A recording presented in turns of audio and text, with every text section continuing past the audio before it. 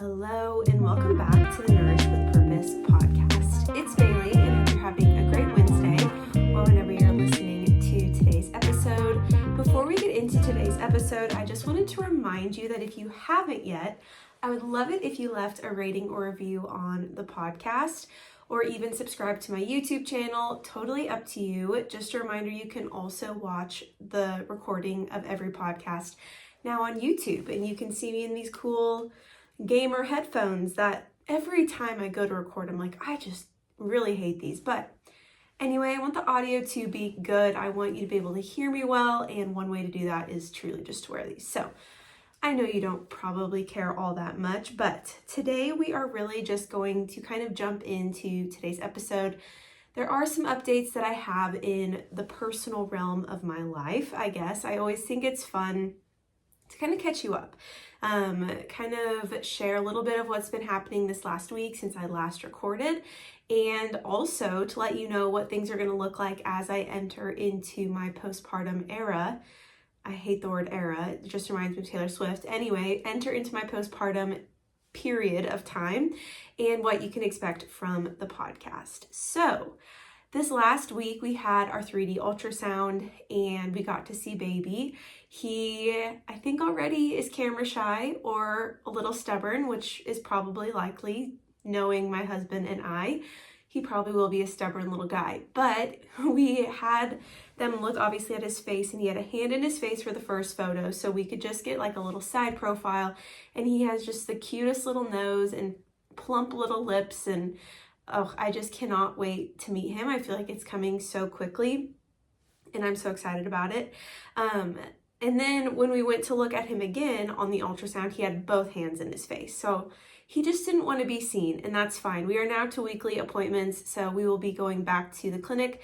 I am 37 and a half weeks, which I always kind of hesitated sharing that because I didn't want there to be pressure about or people asking when I would have baby or all the things. But you know, we're all friends here. I really am not stressed about it. I honestly just ask for your continued prayers as I enter into these next few weeks. I was telling Nathan, it's kind of like when you have studied for an exam and you know this exam is coming, but you don't know exactly maybe, and I guess this is not the most perfect example, but like you have an exam, you have an end date of when this exam is going to be, but that exam could be pushed up at any time. Like that teacher just wants you to know what to do.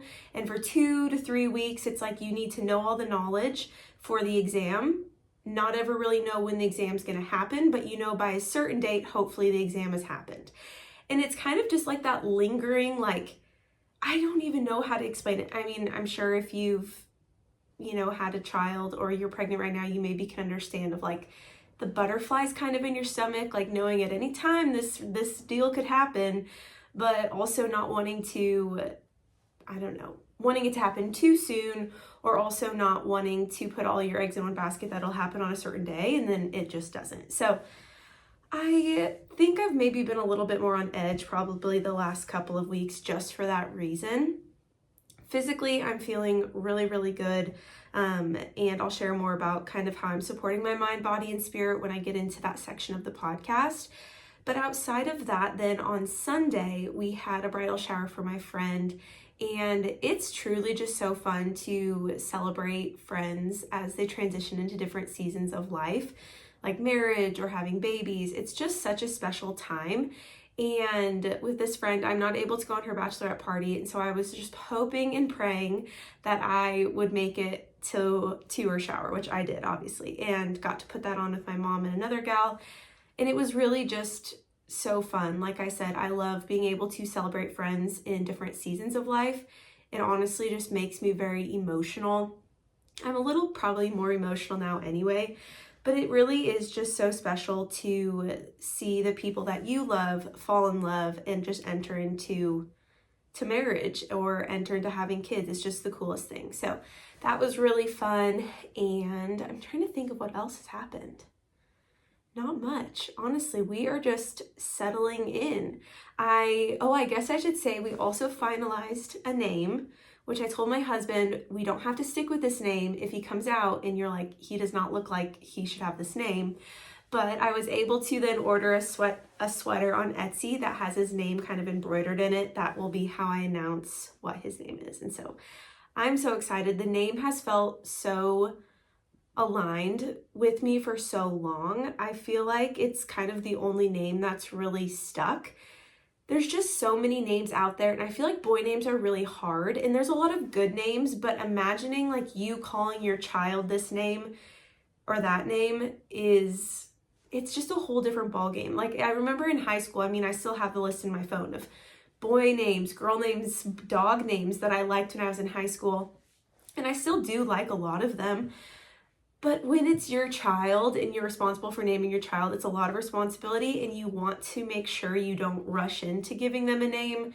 But also, obviously, when they're born, I want them to have a name right away so we know what to call them. Anyway, so that was just really something in the last week I got ordered. It should be coming this week. So fingers crossed we're able to have that. I've also been packing my hospital bag, baby's hospital bag, all the fun things, that you just have to be prepared for. So that's kind of personally what's been going on.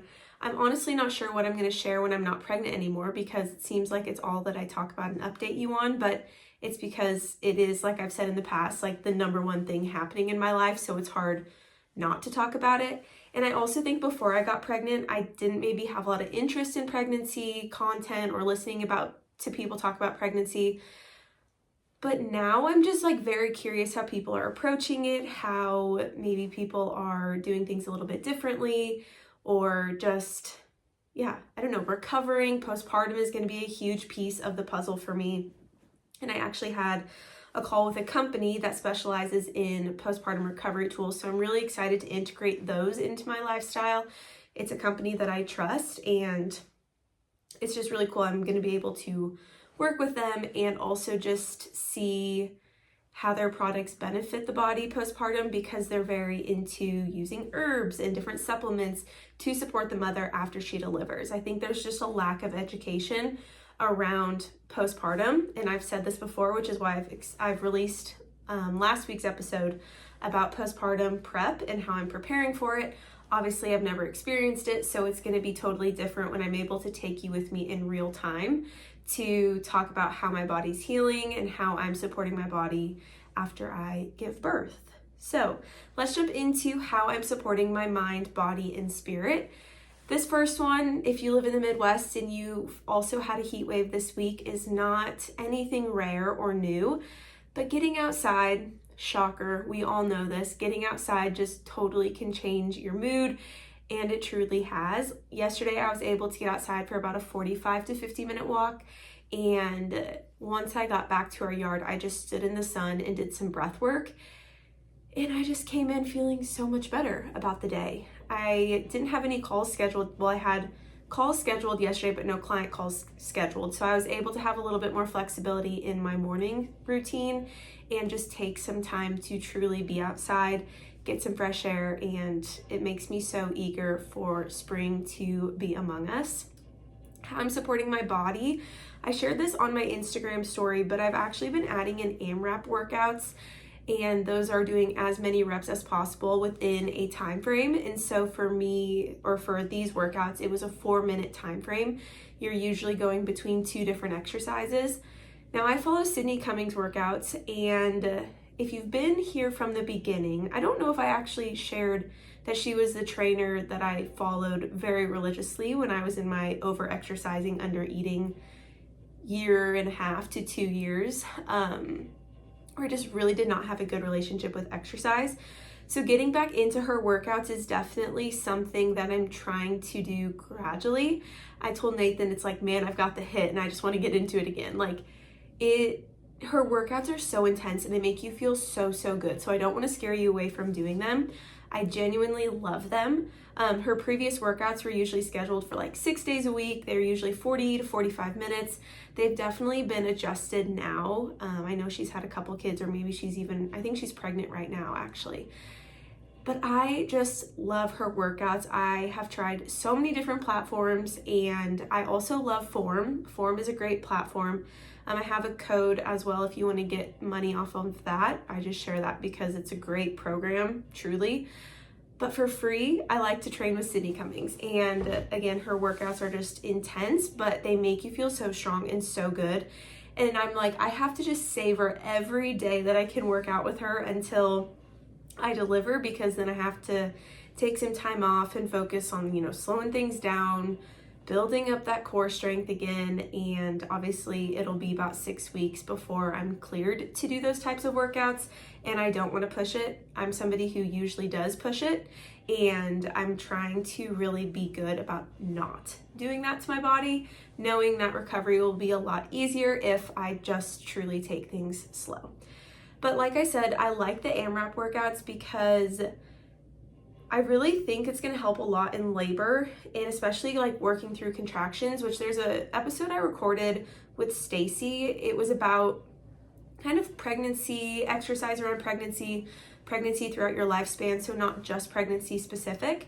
And she had talked about how when she was expecting, she would do longer durations of work and then rest for, maybe that 1 to 2 minutes, and then do like a 3 to 4 minute sprint of work, and then again rest. So having those longer work times, I feel like it just pushes me so much harder mentally. Honestly, way more even than physically. Like physically, yes, it's a challenge, but knowing you have 4 minutes and you are going to be working the whole time without resting, it's very intimidating, or it can be very intimidating. And for me, I've honestly felt it to be very encouraging, because I'm not dying in these workouts. Like I really still feel strong, even though I'm working for longer periods of time and having less rest. So I've loved those. I love training with her. If you're looking to get into strength training, but you want a higher level of intensity, I know Pilates is really big right now, and Pilates is way harder than we give it credit for, but I am just a tried and true, give me a strength training workout with minimal rest, get my heart rate elevated. Like I love that type of workout, and I find I always gravitate back towards it. And then how I'm nourishing my spirit, you will not be surprised. Usually this is how it goes, but I think the adjustment I've made is I've not been forcing myself to fit into a certain time frame when I do this piece of my routine every single day.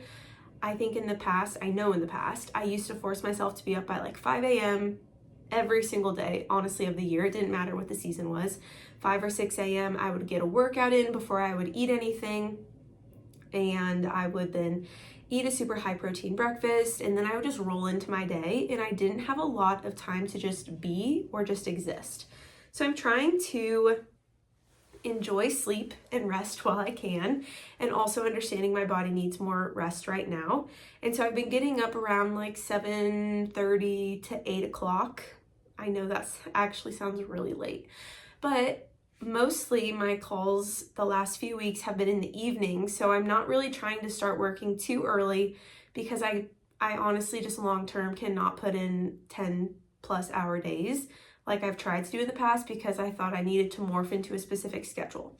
So I've been waking up, doing my typical like washing my face, brushing my teeth, making a breakfast, and then I'll come into the nursery and I'll sit on the rocker that we have in here, and I will do or read through God in My Everything. That book I've talked about a lot. I read one chapter every day, or I at least try to, and I just sit in here, drink my water with some minerals and some lemon, and read that book. And I also have incorporated breath work into this, so I really like to do the 4 count inhale.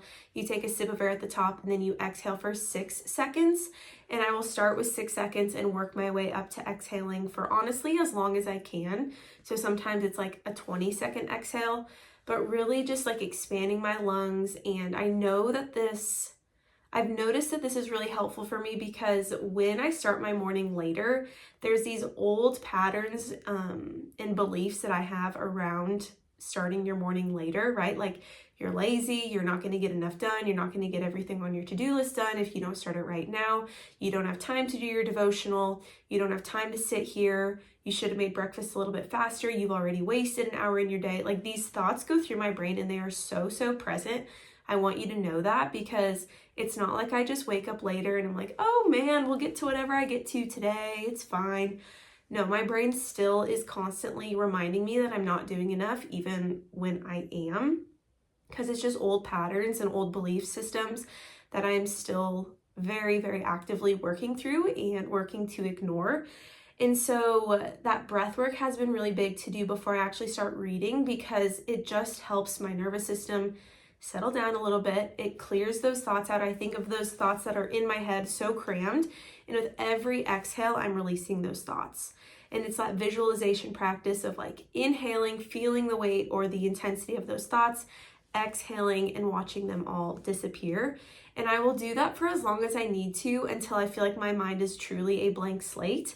And that can obviously take anywhere from like 10 seconds to a minute. It just really depends on the day and kind of the schedule of my day. So that's really how I've been supporting my mind, body, and spirit.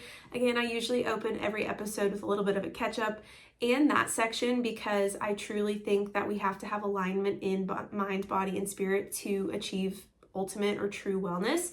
But that doesn't mean each area is going to always feel supported or always be perfectly supported. I would say in the past, most often my mind is what gets ignored. And so now that's what I'm trying to kind of bring to the top, and I'm trying to give my body enough rest and tap more into that. So it's always changing and adapting, but we just cannot expect to feel 100% if we're not giving attention to all those areas. Like I said, it doesn't mean they have to all look perfectly. So today we are talking about you're doing too much, okay? So realistic daily rituals, lowering your expectations, optimizing your time, and identifying patterns of overconsumption. We live in a busy society, okay? We know this. I share on this a lot, how we kind of pride ourselves on being busy. Being busy has become like a status symbol that you've got it all figured out. And the more that I look at that, the more I realize that if you pride yourself on being busy, it shows you probably have a lack of boundaries, or you are neglecting another area of your life. If you are really busy at work and that is 100% of your focus, you're probably neglecting your spouse or your children, and it doesn't even need to be to an extreme amount, but like if you find there is one area of your life that takes up 90% or 70% of your time, and you fill that bucket every single day, all day long, and you give no attention to the other buckets of your life, like social time, your health, your family, your friendships, your religion, or spiritual practices, right? Like if you are ignoring all the other buckets and your one bucket is overflowing, you have a lack of boundaries. And so this can be really difficult to both admit and make changes around. And the reason that I wanted to touch on this is because I talk a lot about inflammation. Well, the root of inflammation is stress, right?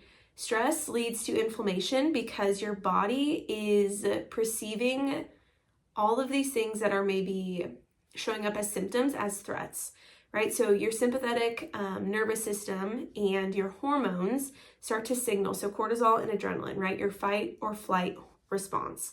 That is a good reaction for your body to have, is to be in fight or flight if you truly have a stressful event occurring in your life. However, for most of us, that is not something that should be happening. I mean, for any of us, that's not something that should be happening all the time. Your body should not always feel like you're in fight or flight. One way you could identify this is by doing blood work, and they can actually test like your cortisol peaks and then dips, and then also when melatonin is produced, which typically happens in the evenings, or it should. Also, if you're waking up around like 2 to 4 a.m., could be showing signs of dysregulated cortisol. Again, this hormone response to stress should not be happening for all of us. Not everybody should struggle with sleep.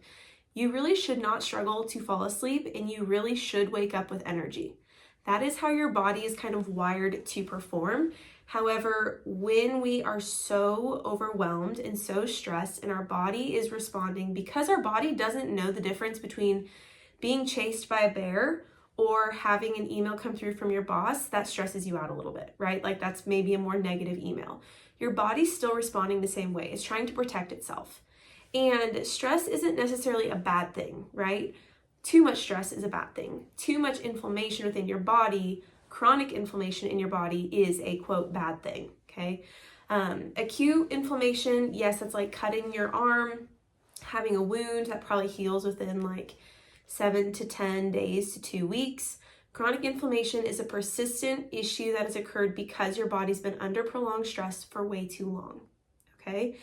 So I wanted to give you some statistics about society and stressfulness, or not stressfulness, just stress in general, or our routines or schedules in general, because like I said, we live in a very busy society. And so I just went into ChatGPT and I'm like, give me some statistics around work and stress and productivity that happen within America. And so if you want to fact check me, totally fine. I'm not pulling all of this from my own brain. This is coming from cited resources that I found on ChatGPT, but I thought it was really interesting and I wanted to bring some light to it. So on average, Americans are working 1,783 hours per year, which comes out to about 47 hours per week.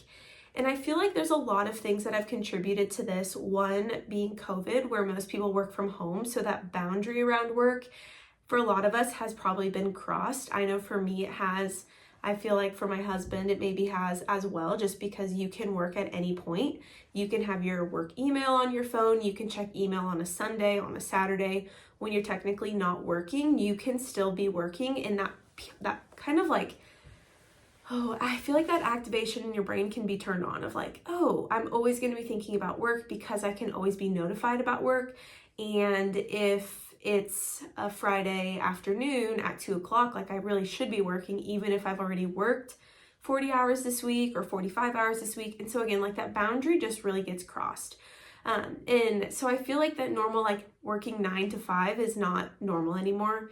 It's more so like 8 to 6. And so you can even see that in like most people on average. I think in the past it was like working 40 hours a week. Now we're up to 47 hours per week. I also wanted to say, if you are a breastfeeding mother, I wanted to give you statistics around this too and how much time this takes up in your year actually. So for the first 6 months, around 900 hours you will be breastfeeding your child. For the next 6 months, 419.4 hours. That varied just based off of the duration that you're breastfeeding and how many times per day. So total hours throughout the course of a year is 1,319.4 hours, or 55 consecutive days over the course of a year you are actively breastfeeding. And so this is something too, if you are a working mother, right, you're working outside of the home and you're breastfeeding, like think of how many hours. So that's like, almost 3,000 hours that you're putting in both combining breastfeeding and working a full-time job. It's crazy. So then you can think like, I have no time in the day, or I have very little time. And I'm going to talk about that and kind of touch on some common things that I hear from clients and what we can do to really set boundaries and identify what is something that needs our time and what we maybe have continued to do out of habit. All right, so then kind of continuing on with this, 70% of waking hours for most people are spent on work-related activities. When it comes to phone usage, the average person is spending 3 hours and 15 minutes per day on their phone. And when you look at just even moms working within the household, right? So working mothers that are working a full-time job or part-time job and also have children or a spouse or food to make, they spend on average 13 hours per week, whereas fathers spend 7 hours per week on household activities. Most people are getting 6.8 hours of sleep. Really optimal for men would be about like 6 to 7 to 8 hours of sleep. Women really need like 8 to 10 plus hours of sleep optimally. And then this is kind of the biggest one here that I saw, was that 60% of adults feel stressed on a daily basis. And 73% of them say they don't have enough free time and feel overwhelmed by busy schedules. 73% of people. It's insane. We have gotten to a point where stress is quite literally killing us. And I know that sounds so extreme, but and I'm going to lay out some common symptoms or conditions I see within clients I work with. When you look at these symptoms, right, symptoms are a beautiful thing because they're alerting your body that there's something not right. At the same time, symptoms that are persistent and there's been nothing done to reduce them leads to chronic health conditions, leads to illness, leads to death, leads to cancer. And I know, again, that's very, very extreme, and that's an extreme way of thinking, but we have to think about our schedule. Like really sit with yourself and think about, do I fall into that 73% of people who feel like I don't have enough free time and feel mostly overwhelmed all the time by what my schedule contains.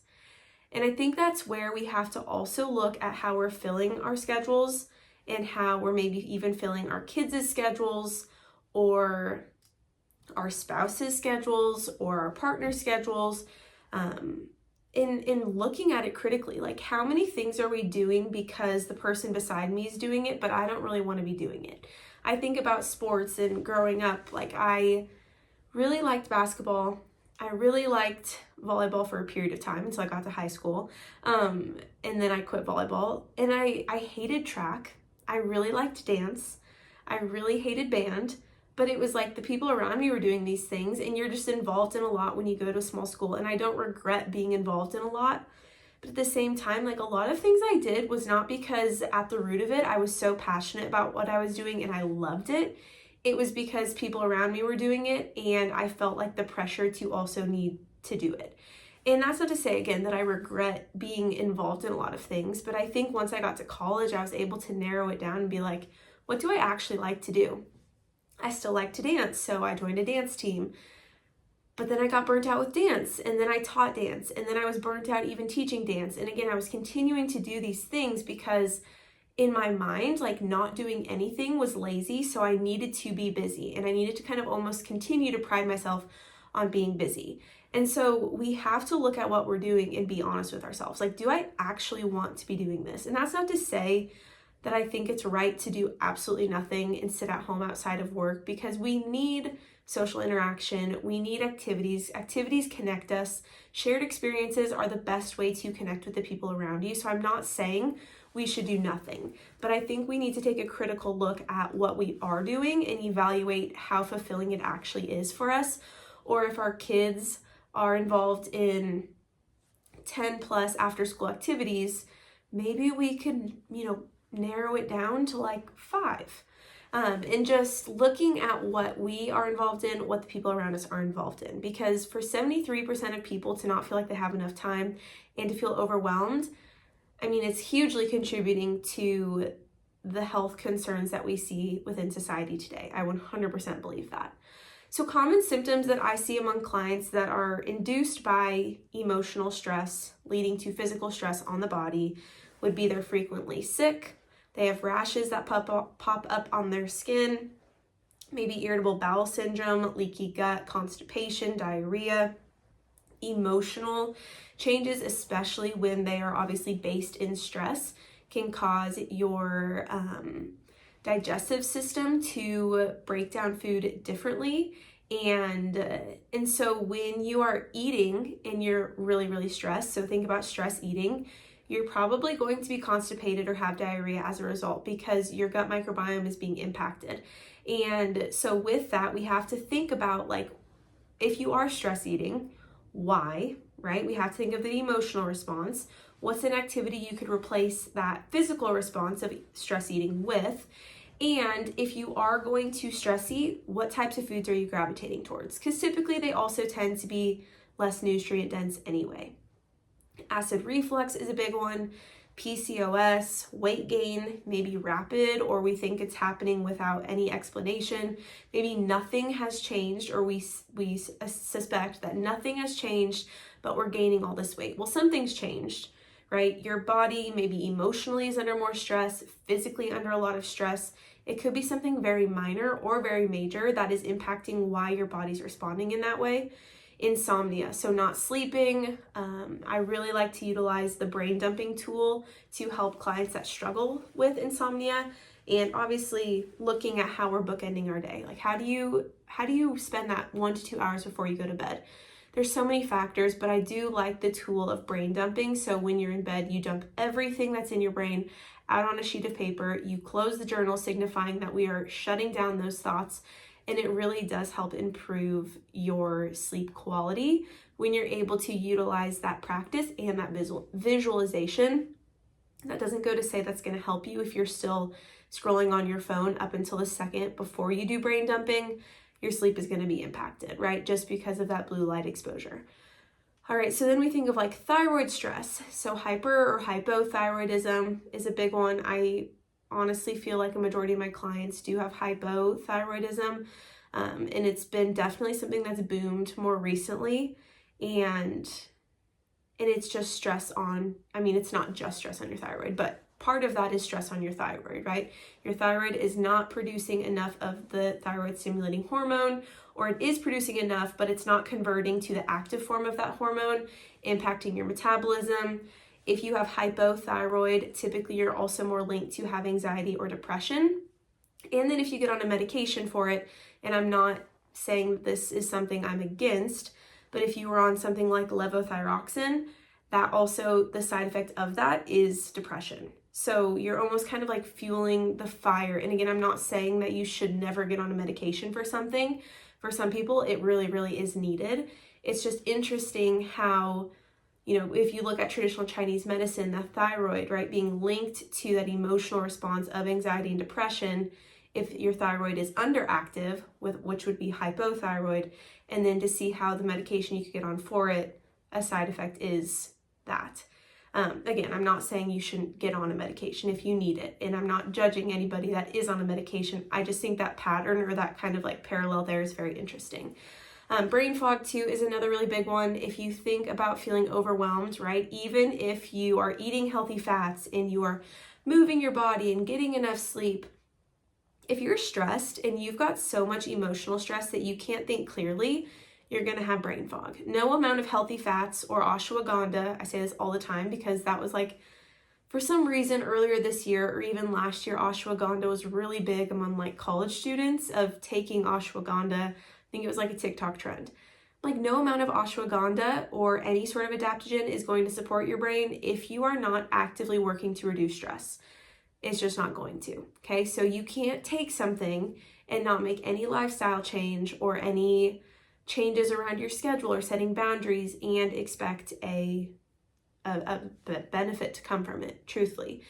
And I'm not so much talking at you as I'm talking to myself. I know that this might feel very like, okay, Bailey, we get it. You're getting a little aggressive with how you're talking about this. Everything that I share on this podcast is truly because I personally need to hear it. It's not so much because I'm trying to tell you that you need to make all these changes as much as it is I still see these patterns in myself. I still see these symptoms show up within myself. And I need that constant reminder that it is not normal, it's not okay, and it's something that I have to actively be working on and be focused on, which is why when I shared about my spirit too, it's like utilizing that breathwork practice to slow down my brain, to shut off the voice in my head that's reminding me that I'm not doing enough, that my whole day is ruined if I don't start it and have it all complete by 9 a.m. I'm actively working to shut off that voice. And that's, again, why I share these things and why typically these podcast episodes come out on certain topics is because I actually need to hear these topics, okay? It's not because I feel like you do, which maybe you do, and I hope that you always leave with a benefit or with a takeaway from every episode and ultimately leave feeling very encouraged and inspired to dive into it. But more so it's because I need to hear these reminders, okay? And I really just want to give you this reminder and remind myself that if your body has gotten to the point where the symptoms that I talked about, and those are just a handful of symptoms that I would say clients I work with deal with most consistently, if your body has gotten to a point where those symptoms or conditions have become normal, please, please, please, please, please work with a practitioner, get blood work done, and consider getting long-term accountability to reduce those symptoms, to ultimately manage stress, not even manage stress, but reduce stress. I think stress management is something that we talk about of like, well, just do some journaling and some breath work and then you can manage stress. It's kind of like the whole root cause approach. Like, yeah, you can do that to put a Band-Aid over your stress. And those are really, really helpful tools, right? Like I mentioned, brain dumping, breath work. But if you are not actually getting to the source of why you are stressed, what is contributing to stress, what lack of boundaries are around this stressor, what time commitment the stressor is, if it's maybe your job, like if you're not looking at other jobs or what about that job, so it's not even as like, okay, my job causes me stress. Okay, yes, everybody is probably going to experience stress at their job at one point or another. What specifically in your job makes you stressed? oh, well, it's having to do public speaking once a week at our company meeting. Okay, so if you're going to look for a different job or you're going to find a different job, we're not going to find a job that has any sort of public speaking. We're not going to look for a job with that because it's not comfortable for you, right? Something about that is inducing way more stress on your body than it needs to. So let's look for a job, and I'm saying let's as in like you personally. I don't do any sort of career counseling with people, but it's like if that was your experience, then maybe I would encourage you, like, find something that actually fills your bucket, fills your cup, because most of us are working a job or need to work a job or really do enjoy our jobs, but there's sometimes aspects of a job that you don't love, right? And I think if you notice your health deteriorating as a result of your job, it's an alarm, right? That is an alarm. That is something that is saying, hey, we don't feel safe, we don't feel comfortable. You really should look into another option. And this is really where I have so much, I admire a client of mine so much, and I'm not going to share too much because, I just don't want to share too much, but I obviously don't think it would give away any personal information about this person. But there's this client I've been working with now since October, and I've been working with her through my rebuild program, and we really, honestly, up until the last month, have primarily focused around stress, setting boundaries, identifying your self-worth, leaving a job maybe that is not supporting your well-being, causing way more stress than it should, and also then communicating leaving that job with the people around her, and that was also inducing a lot of stress. And now we are entering into the phase of working on nutrition to support symptoms and health conditions, concerns, deficiencies. But really from October until, like I said, a month ago, our focus had been around stress. And stress has so many different networks. I feel like, obviously we could talk about this forever and ever, but so many things contribute to stress. So like kind of coming back to the job example. If you're at a job and you are a yes person and you say yes to everything, well, that's not because you're just born that way. It's because at some point you've allowed boundaries to be crossed by people around you and you've just kind of dealt with the consequences. So boundaries is a huge component there. But even deeper than that is your belief that you have to say yes. So then it's going even back further of identifying, why do I feel like I can't have boundaries?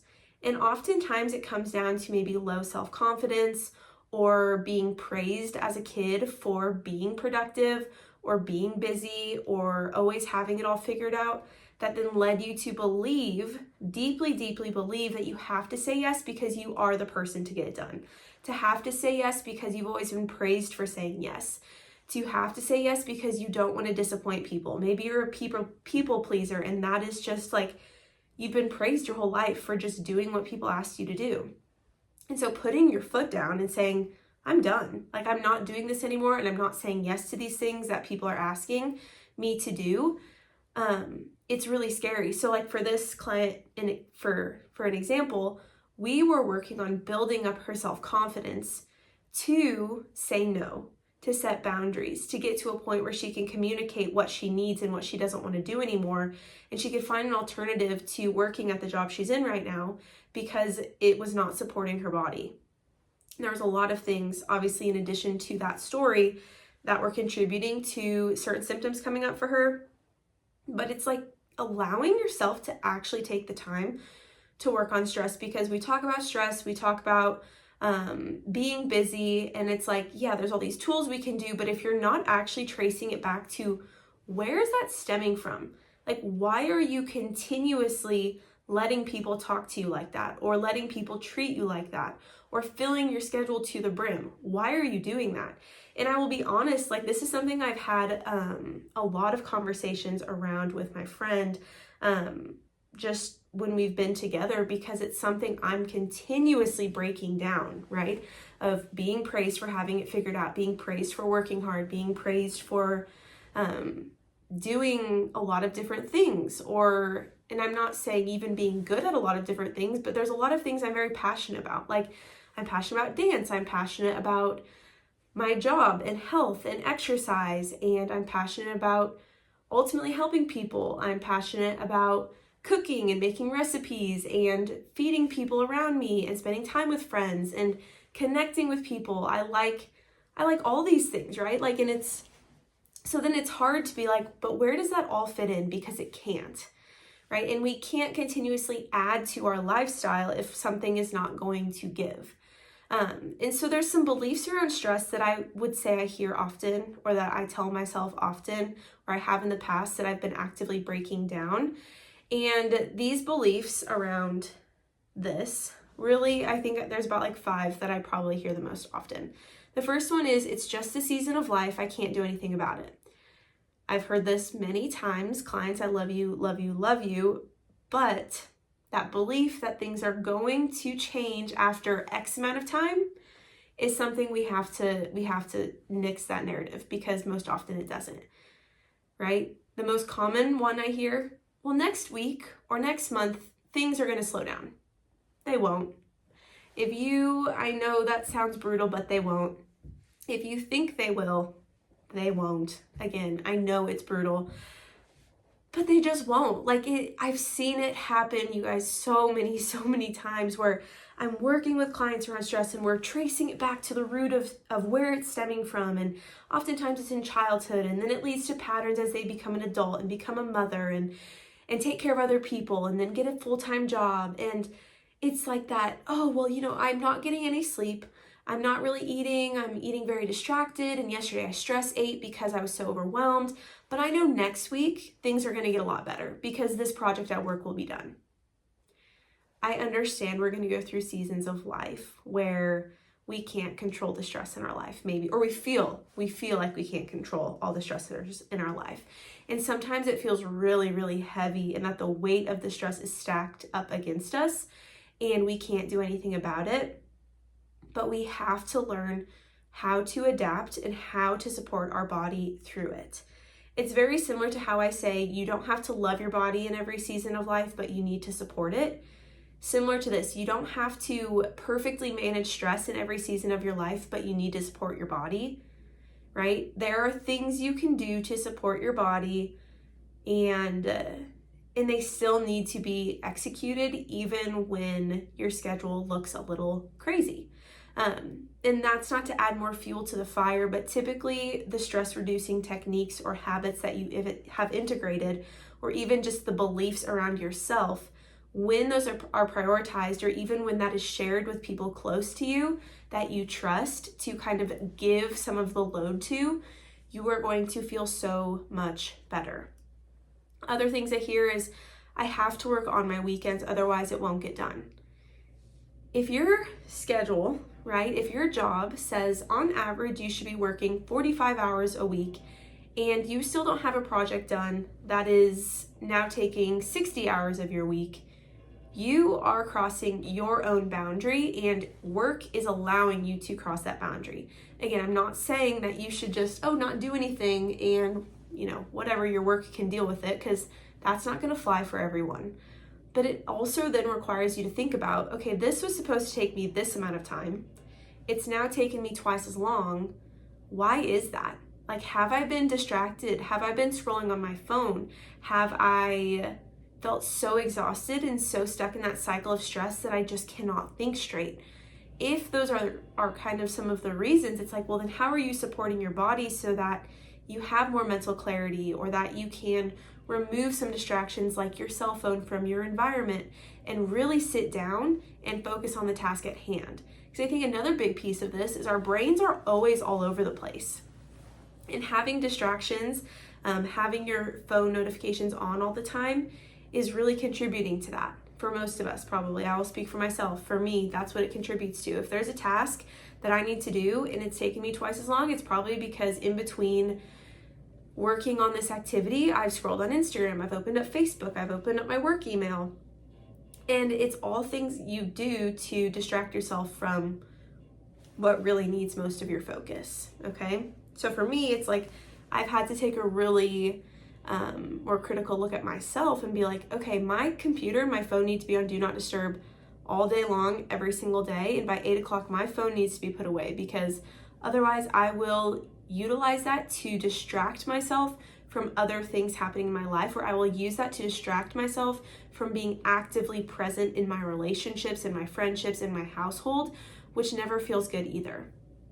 Okay, another one here, beliefs around stress, is I'm sleeping less because I need to work. I need to get it done. I really admire, I had a friend share this with me that she works from like 11 to I think 4. And I shared this last week's podcast because I admire it so much. And I feel like even her just sharing that with me has given me some freedom to not feel like I have to be in that cycle of working for a specific amount of time because the people around me are. My husband works a lot of hours right now because it's tax season, okay? He's a CPA. And so if I'm at home and I see him working more, it makes me want to work more because what else am I going to do, right? Like, what am I doing? Who am I if I'm not working? And so it's breaking down that belief that like you can really set boundaries around when you're going to be available to people. And I think that will overall reduce the amount of overwhelm that we feel as a society, right? And I talked to a little previously about if you're going to add things in, you need to think about what else you're removing. I have a client who's very near and dear to my heart, and we got on a call last week and she was telling me all these new things she's going to add in. And this is a client I can have a little more tough love with because I've been with her for a while, and I just know she's the type of person that can handle it. And I'm like, okay, so what's going to give? And she like looked at me and started giggling, and I'm like, I mean, what's going to give? You have to give me something that you are going to take off your priority list if you're going to be adding in something, because we need to break down how many hours a week this is taking up in your week, right? So if you decide to do this thing, that is how many hours are you thinking a week that it's going to take? Okay, so where are you going to give up 5 hours of your week? What are you doing right now that is taking up 5 hours of your week that will have to be put on the shelf and come back to at a later time because you're pursuing something else? And she's like, I don't know what's going to give. And I'm like, well, we can't keep functioning at this level. Like, we cannot keep doing this to yourself. You cannot keep doing this to yourself. And again, I say all of these things out of love, and I say all of these things and share these things with you because I need that reminder. A huge blessing about my job is that I'm actively reminding clients around these things and about these things, which is a reflection back on me of like, I can't be a hypocrite. If I'm going to expect somebody to dedicate X amount of time a week to doing a stress reducing activity, to adding in brain dumping to their evening routine, and minimizing screen time 2 hours before bed, I cannot be sitting here on my bed an hour before I'm about to go to sleep and be scrolling on TikTok or on Instagram without any blue light blockers on and with continuously overactivating my nervous system. That doesn't fly with me because that's being hypocritical, right? If I'm going to ask something of the person I'm working with, I need to be reflecting that. And so it holds me accountable. The podcast also holds me accountable because I'm sharing these things with you because, like I said, I need to hear them, but also I want to actively practice the things that I share because I really think if you're going to listen to somebody's advice or get feedback from someone or work with a coach or a practitioner, they should be practicing what they're telling you to do. And if they're not, you need to take a step back and look at them and be like, is this really the person I want to be taking advice from? And that's not me saying I have all the answers, because I promise you, and you know this by now, hopefully, fingers crossed you do, I don't have all the answers. I don't know everything. I share what I'm learning and I share what I know. Doesn't mean I have all the answers, but I do think it is helpful for you to leave each episode with some to-dos, right? Every client I work with one-on-one leaves with an action plan for the next week. 3 things that they can focus on in the next couple of weeks that's going to support their body and the specific issue or concern that they came to me with. So these are some things we're going to do about this, and I'm going to actively be doing it with you, okay? So the first thing here is to create a list of things, that you need to do today. This list should be 3 to 4 to-dos long. If you are the person who sits down to make your to-do list and there's 600 tasks on there, we need to reevaluate, because yes, sometimes days are going to have more of a load, but you probably will not get all of those things done. If you do get all those things done, you're going to hurt yourself in the process because you're going to not allow any time for you to probably eat, drink enough water, move your body, get up and move around, go to the bathroom. You're going to neglect your body if you are consistently writing out even 10 to 12 things that you have to do that day. Okay, so you're going to sit down every day within this next week and you're going to come up with 3 to 4 things that have to be done that day. All right, next thing you're going to do is you're going to write down 3 to 4 things that need to be done that week. And then you're going to identify what day that's going to be filled in, right? Because sometimes having a weekly overview on your schedule can be really helpful. I love that. I use Notion to kind of lay out my schedule and see what needs to get done. And I think it's really helpful too, because then you can see like, okay, yes, I'm putting pressure on myself today to record a podcast, but I actually could do that tomorrow, or I could do that on Friday. And it doesn't need to be done today, even though right now I feel like it needs to. It's not a need, it's a desire, because maybe I would like to have more time on my Friday. But if I'm going to hurt myself in the process of getting that podcast recorded today, it's much better for my overall health if I push it to Friday. Third thing here is then laying out the things you need to get done this month. So you're looking at your daily overview, 3 to 4 things. You're looking at your weekly overview, 3 to 4 things. Where's that going to fill in? Looking at your monthly overview. Okay, what's something that needs to get done this month? Maybe it's 3 to 4 things. For me, I know something that needs to get done in February is writing out my expenses and my income and expenses for my business, because my husband's going to ask me for that while I'm on maternity leave, and I'm not going to want to do it. So that's something this month yet needs to happen. And as you can see, I've been putting it off because this month is quickly coming to an end and it's not been done yet. So that is something in my month I know it needs to get done. Doesn't need to be any specific day, but before March 1st, that event needs to happen. The second thing here is you need to identify if you're holding yourself to certain standards based on habit or based out of need. Now, this is where I have broken up with my morning routine, truthfully, and I don't say that because I have no routine. I still follow a routine in a sense, because I do believe there's a lot of power in bookending your day with health supporting activities. However, in the past, regardless, like I had said, of the season of life, stage of life, it would look like waking up at 5 a.m., getting to the gym by 5:30 a.m., being there for an hour, then coming home, having breakfast, showering, jumping right into my day, my work day. Well, now, in this season of life, I've realized it's actually not that beneficial for me to force myself to be getting up at 5 a.m. As much as I would love that for myself, it's not going to happen, and it's not going to happen anytime soon. So the stress that I was inducing on my body just by setting my alarm for 5 a.m., never actually getting out of bed until at 5 a.m., honestly, not until, like I said, 7:45 or 8 a.m. right now, it was too much. And I was like, why am I doing this to myself? If I don't have client calls at 9 a.m., which some days of the week I start work as early as 9, but that's not every day. So like, why am I still forcing myself to fit into the mold of working a 9 to 5 job when in reality, like I work from about like 8:45 to sometimes 7 o'clock at night, 8 o'clock at night. And so I need to adjust and adapt my morning routine to mimic how late I'm working. Otherwise, I'm doing too much and my body is working too much, and it's a lot, right? And I can't do that to myself. So I've broken up with my morning routine. And honestly, having such rigid structure, I also, instead of going and working out in the morning right when I get up, I make a breakfast. I fuel my body, I fuel baby's body, and I drink water. And then I typically will do my devotional. Then I will go and work out. Then I'll probably go for a walk. And then I'll kind of ease into my day, right? Some days it is a lot earlier than others. Today it was like 10:30, 11. And I know that's a privilege to share that. And that is, again, not every single day is like that, but I needed to get away from believing that I needed my schedule to look a certain way, when in reality, like, I'm the one who's responsible for it. Those are all habits that maybe are super healthful and health supporting, but if you are forcing yourself to do something and it doesn't really feel instinctively aligned at that stage of your life, it is okay to adapt. Right? So stop holding yourself to a certain standard if it's not a need, if it's not a basic need, right? Maybe it's just become a habit, and that habit, although at one point was really health supporting, right now is not. I know at one point in my life, waking up at 5 a.m., getting in a workout before I would go to work was really health supporting. My mind, truthfully, more than anything, needed that time.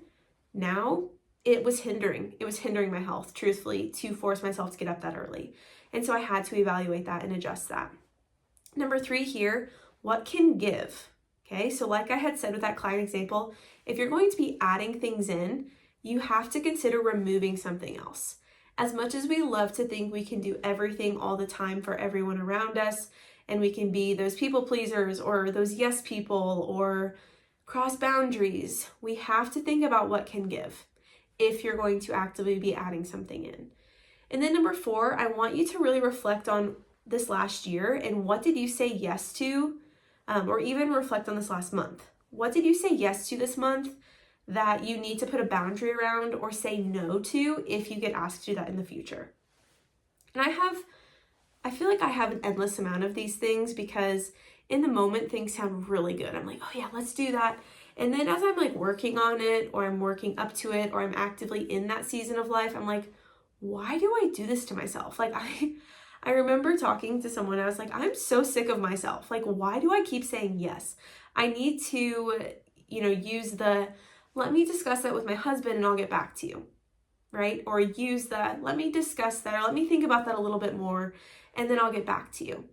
Utilizing just a little bit of a break, because, and Lauren Bosnick was sharing this on the Skinny Confidential podcast. She's like, if it doesn't feel aligned right in that moment, it's not going to in 4 days, right? If it's not something you really are excited about and want to do when you get asked, it's probably not going to change. And I'm somebody who loves to kind of gaslight myself or convince myself that, well, I can say yes now, I can push it off, and then whenever it comes, I'm going to be really excited to do it. No, usually that's not the case, right? So it's then narrowing it down to what did you say yes to this month that you probably will not say yes to again because you didn't really enjoy it? Or what did you say yes to this last year that ended up being a lot more stress than benefit that if you get asked to do that again, you're probably going to say no.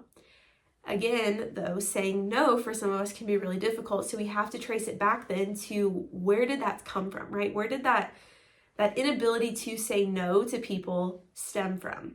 And what can we actively be doing to build your confidence around that so that when you get asked again, it's not like, oh yeah, I can do that, no problem. It's honestly, last year that caused a lot of stress on me and my family, and I didn't really feel like I was able to give my full energy and attention to it. I'm going to have to pass. And you don't even have to give an example or give an excuse, right? You can just say, no, I'm sorry. Or maybe you're not really sorry, but sometimes I usually still say sorry because I don't know. It just feels better. And I do truly have empathy. Like when I say no to things, it's usually really, really hard for me to say no to things because I like to do a lot of different things like I shared before. But we have to, again, evaluate, like, is it a wholehearted yes? If it's not, like, it probably will not be. So kind of flag that too. If you have it in your calendar, like go back and flag it, highlight it in red and say, no, next time we're not doing this. Next time we're saying no to this. And it's not a bad thing to say no. It is an okay practice to have and to be comfortable doing. All right, so we're going to kind of wrap this up by optimizing your time and removing distractions. So I want you to look at your daily phone usage right now.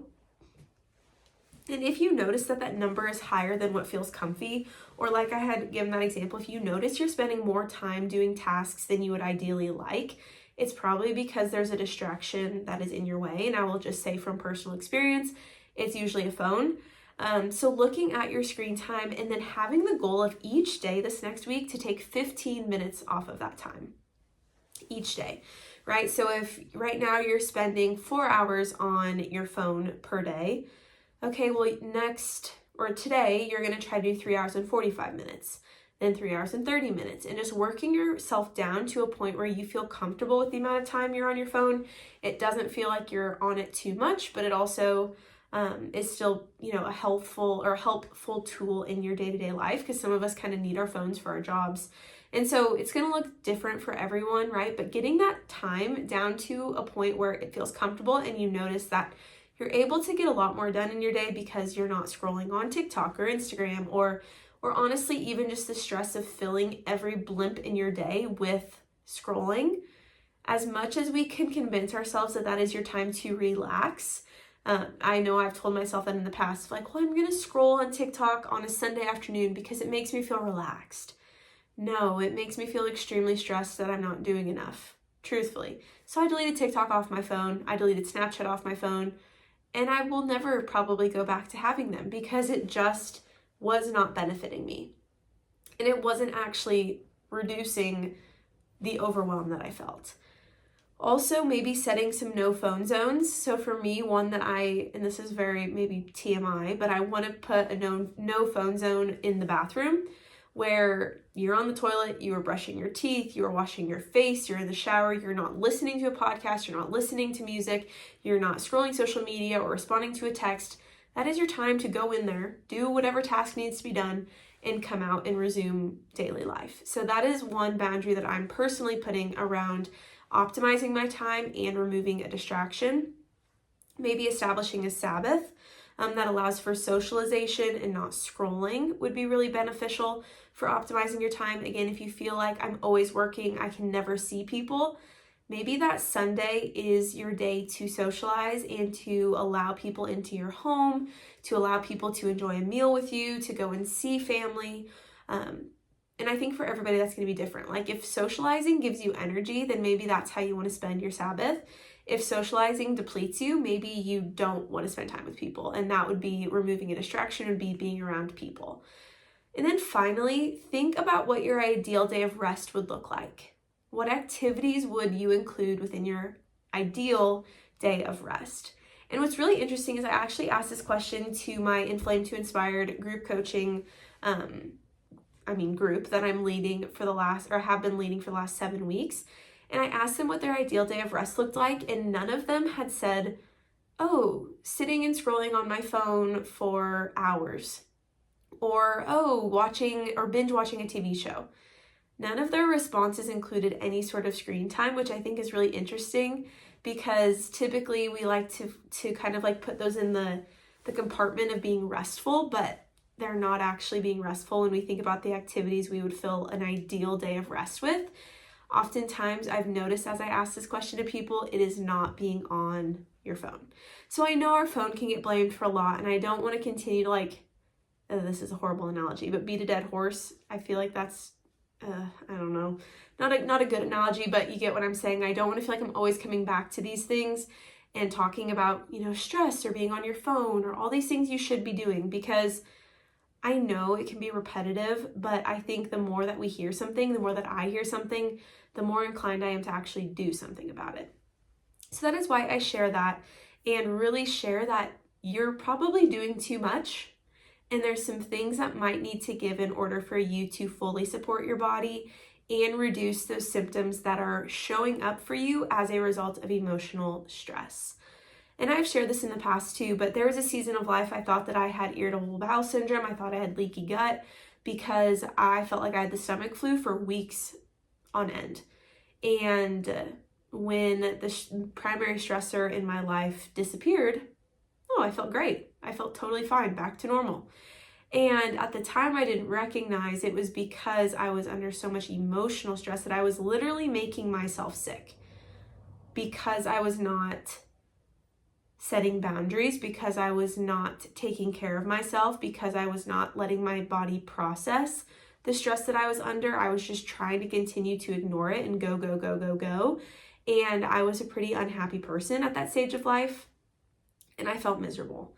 And most often I will say, like, your gut reactions, that irritable bowel syndrome, leaky gut, constipation, diarrhea, probably what I see most frequently, or at least have in the past. More often it's been some other concerns that people come to me with, but those have consistently been on the top of like what clients will share with me. And that emotional tie, you guys, is so strong, and it really, really impacts that symptom. And so if we're not working on that emotional component first, we can't really ever get to that. I mean, we do eventually get to the nutrition piece, but it's not like, you have leaky gut, stop eating gluten and dairy and you're going to be totally fine. No, if there's a very deeply rooted emotional connection to what's going on, or really deeply rooted stressor that you've not identified or haven't worked through, it's going to be hard to notice improvements in how you feel. Again, I share that from my own personal experience. So there is a lot that went into today's episode. I know, kind of all over the place. And like I said, I don't always want to reiterate this like stress narrative, this busyness narrative, or getting off your phone and spending more time in real life type of narrative. But I think that reminder, like I said, is just good to have and is something that I continuously need. And so hopefully it's also been a good reminder for you. Really utilize those 4 to-dos that I mentioned in today's episode. If you feel like you struggle with some of these things, again, think about what you need to do today, what you need to get done this week, what needs to get done this month, what could be added in if you have extra time. Also, what can you say no to, because in the past it's not really served you super well and it didn't really make you excited or eager to do that activity or that action in itself. So, all right, let's go ahead and close today's episode in prayer. So, dear Lord, just thank you for the sunshine and just the ability that the sun has to give us energy and help us see a light at the end of the tunnel for these dark winter days. I pray for whoever's listening to today's episode, and if they're feeling just such a physical response to the emotional stress that they're dealing with, that they really just give themselves time, give their body time to sit alone, to process this emotion, or to sit with somebody they love or trust and really digest like what is going on, and that you just make it known to them what needs to give in their life in order for them to physically and emotionally feel supported. Lord, I just thank you for whoever is listening to today's episode. And as always, I just really pray that this episode serves them well, that they feel encouraged and inspired to really take care of their body and pursue a deeper connection with you as a result of supporting their mind, body, and spirit. In Jesus' name we pray, amen. All right, so if you're interested in following along with my life outside of the podcast, you can find me at Nourish with Bailey on Instagram, Bailey Seaton everywhere else, and then my email will be in the description of today's episode as always. I am actually releasing a course about the foundations. I'm going to talk all about the foundations on next week's podcast episode because they are so valuable and so neglected. And so if you are interested in that, I'm going to have the details for early sign up and a discount code in the description of today's episode as well.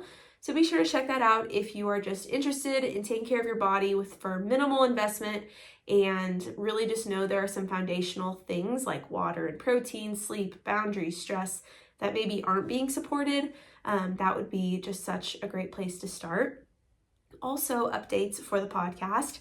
I really do plan to continue to podcast after I deliver baby. This is something I love to do, and it's been a great outlet for me to just share and connect with community. So I do plan to still be around postpartum, folks, so you can't get rid of me that quickly. I have a couple episodes that are pre-recorded that I'll probably release the Wednesday of my delivery week, whenever that is. But outside of that, you'll probably still hear from me, hopefully.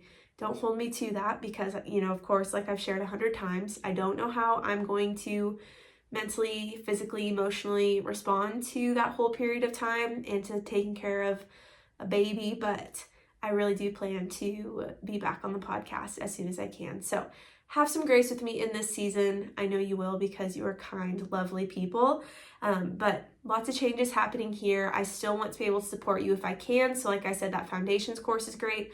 Otherwise, you can always tune into the podcast, and I hopefully can serve as a resource to support you here too. All right, so with that, I will talk to you again next Wednesday. Bye.